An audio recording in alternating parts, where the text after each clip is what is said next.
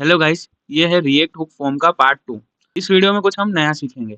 तो हमने सबसे पहले क्या देखा था कि ऐसा छोटा-मोटा वैलिडेशन देख लिया था कि कैसे सबमिट करते हैं, फॉर्म को हैंडल करना तो हम सीख गए थे। तो अब आगे क्या करेंगे हम? तो उसके लिए सिंपली हम क्या करते हैं, 2 इनपुट और ले लेते हैं पहले। तो यहाँ पर इस वाले को कॉपी करते हैं फिर से, ठीक है?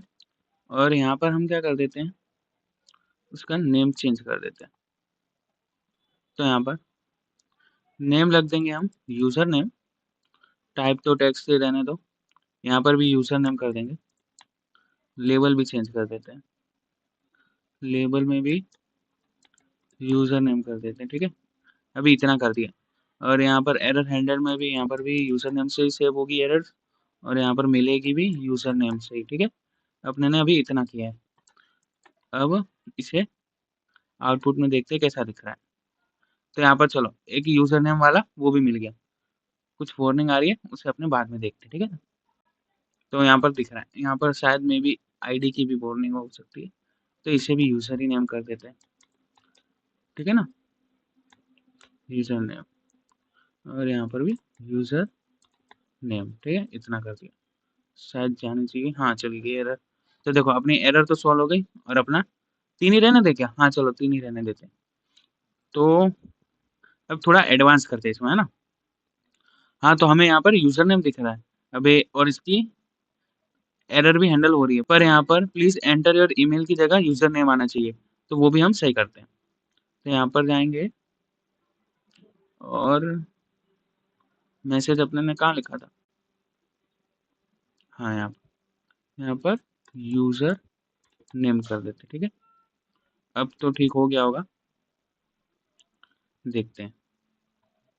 हाँ, तो यूज़र नेम हो चुका है। अब थोड़ा-सा इसमें एडवांस करते हैं कि अगर आपको ऐसा वैलिडेशन लगाना है कि मेरे यहाँ पर मिनिमम जैसे 3 कैरेक्टर तो हों ही, और मैक्सिमम 50 कैरेक्टर हों, तो वो कैसे लगा सकते हैं, पहले वो देखते हैं। तो यहाँ पर सिंपली कुछ नहीं करना, मिन लेंथ लिखनी है। एक यहाँ पर प्रॉपर्टी मिलती है अपने को, मिन लेंथ, सॉरी यहाँ पर एल कैपिटल होगा, ठीक है ना? तो मिन लेंथ, इसमें क्या हम वैल्यू देंगे सबसे पहले 3, ठीक है? तो मतलब अपनी मिनिमम लेंथ कितनी रहेगी? 3, और यहाँ पर मैसेज पास कर देंगे अगर एरर हो गई तो। तो यहाँ पर लिखेंगे मैसेज, और इसमें दे देंगे minimum length must be, minimum length must at least 3 character. Message तो अच्छा प्रोवाइड कर देता है, पर ये हमने ईमेल में लगा दिया है। इसे यहाँ से हटाएँगे और अपने यूज़र नेम वाले में डाल देंगे, ठीक है? तो अब देखते हैं हमारा क्या चेंजेस हुआ है। तो अभी ऐसे तो पता नहीं चलेगा अपने को। यहाँ पर डायरेक्ट क्लिक करते हैं, तो पहले तो आ गया एंटर योर नेम। अब मैंने यहाँ पर लिखना स्टार्ट किया। अब मैंने जैसे 2 1 ही डाला, ठीक है? क्योंकि मैंने मिनिमम 3 रखा है ना, तो इधर देखिए साइन इन करते हैं। तो यहाँ पर मिल जा रहा है, तो कुछ गलती हुई है इसमें, वो सही करते हैं। हाँ, तो यहाँ पर हमने देखो गलती कहाँ पर की है कि ये मैंने रिक्वायर्ड के अंदर ही डाल दिया है। ये रिक्वायर्ड के अंदर नहीं रहेगा, ये एक प्रॉपर्टी है दूसरी, तो ये रिक्वायर्ड के बाहर आएगी। यहाँ पर हम लिखेंगे इसी चीज़ को। तो अब हमारा प्रॉपर वर्क करना चाहिए। तो यहाँ पर जाएँगे, साइन इन करेंगे, तो यहाँ पर एरर दिख गई, minimum length must be at least 3 character, ठीक है? अब जब तक ये फुलफिल नहीं हो जाएगी ना, तब तक अपने को एरर ये दिखती रहेगी। और जैसे यहाँ पर फुलफिल हो गई, तो अपने को एरर चली गई है, ठीक है? अब जैसे मैं कट करता हूँ तो एरर आ जाती है। इस तरीके से हम कुछ और भी एरर्स लगा सकते हैं, ठीक है? अब हमें क्या करना है, ईमेल में हम यहाँ पर टाइप टेक्स्ट रखा है, ठीक है? तो हमें जैसे कस्टम वैलिडेशन बनाना है कि ईमेल में एट द रेट होना चाहिए, जीमेल होना चाहिए। तो अगर उसकी हमें जैसे रेजेक्स यूज़ करना है इसमें, कि वो मैच कराने के लिए, ठीक है?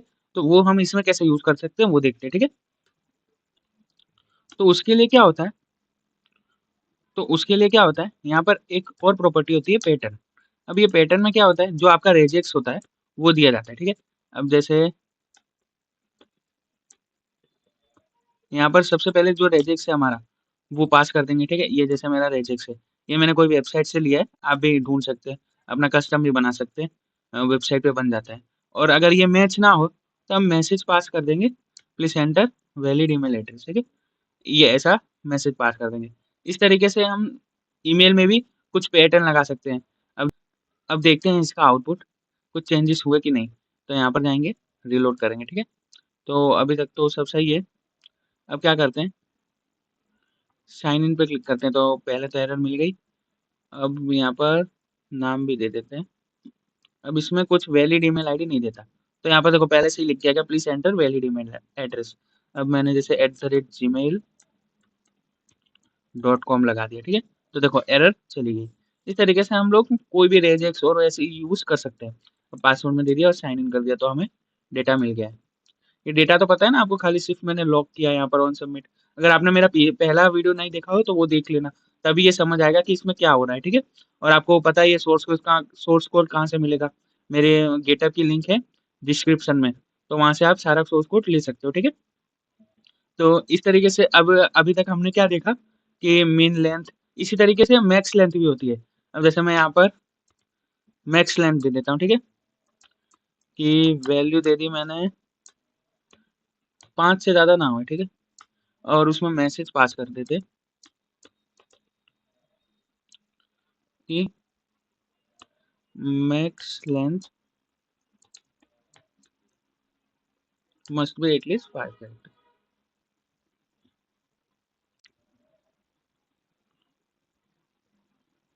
चलो ये वाली एरर प्रिंट करवा देते हैं। तो यहाँ पर जैसे साइन इन पर क्लिक, पहले एरर्स मिल गई हैं। अब अगर मैं यहाँ पर 3 से कम रखूँगा तब भी एरर दिखेगी। अब जैसे 4 तक तो सही रहेगा, 5th तक भी सही रहेगा। जैसे मैंने 6 की तो नई एरर दिखने लगेगी कि max max length must be at least 5 character, ठीक है? तो ये हमारे एरर्स प्रॉपर वर्क कर रही हैं। अब एरर्स में हम क्या कर सकते हैं पता है?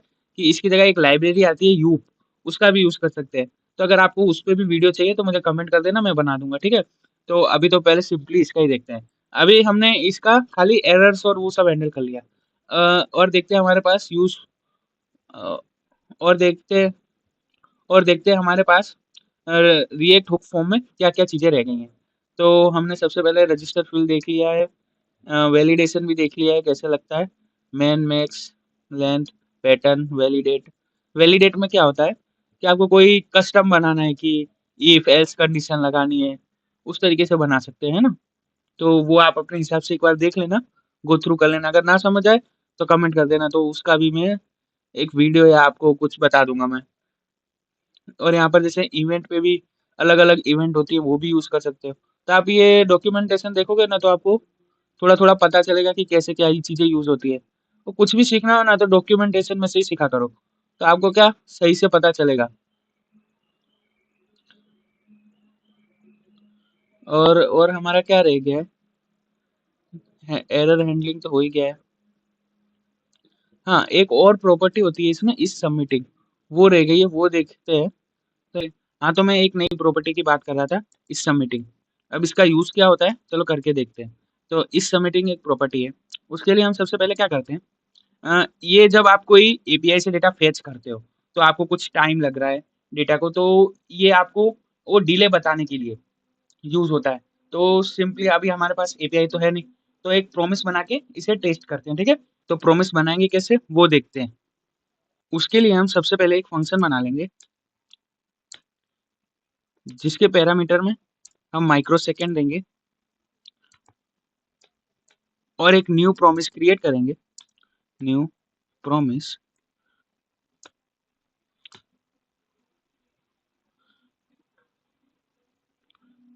और इसमें सेट टाइम आउट लगा देंगे और इस प्रॉमिस को रिज़ॉल्व कर देंगे, जो आपने पैरामीटर में सेकंड दिए होंगे, माइक्रो सेकंड दिए होंगे, उस हिसाब से इसको रिज़ॉल्व करवा देंगे। तो ये हमारे पास एक प्रॉमिस बन गई है। यहाँ पर एक कर्ली ब्रैकेट कम है, ठीक है? इसका नाम तो रखा नहीं हमने, इसका नाम रख देते हैं स्लीप। तो ये हमारे पास एक टाइप ऑफ फेच एपीआई में जितना टाइम लगता है, उसी हिसाब से ये वर्क करेगा, ठीक है? तो हम उसके लिए क्या करेंगे, अपना ये जो ऑन सबमिट फंक्शन है, इसे असिंक बना देंगे क्योंकि हमें sleep फंक्शन यहाँ पर अंदर कॉल करेंगे तो उसे वेट भी तो करवाना पड़ेगा ना, इसलिए। तो ये async फंक्शन बना दिया है, ठीक है।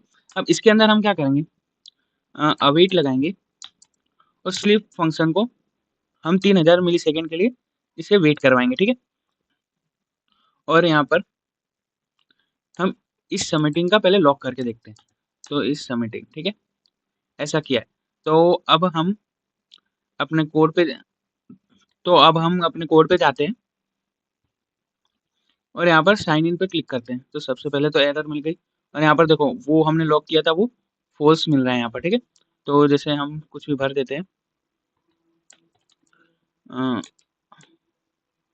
कोई भी मिस्टेक किए बिना ये भर दिया और साइन इन कर दिया।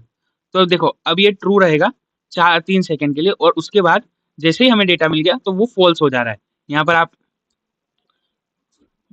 आप देख पा रहे होंगे। तो ये क्या हो जा रहा है, फॉल्स हो जा रहा है, ठीक है।